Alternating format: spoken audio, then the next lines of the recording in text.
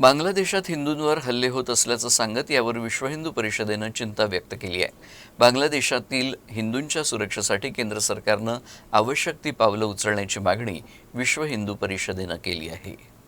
बॉर्डरवरती लोकांचं आगमन सुरू झालेलं आहे।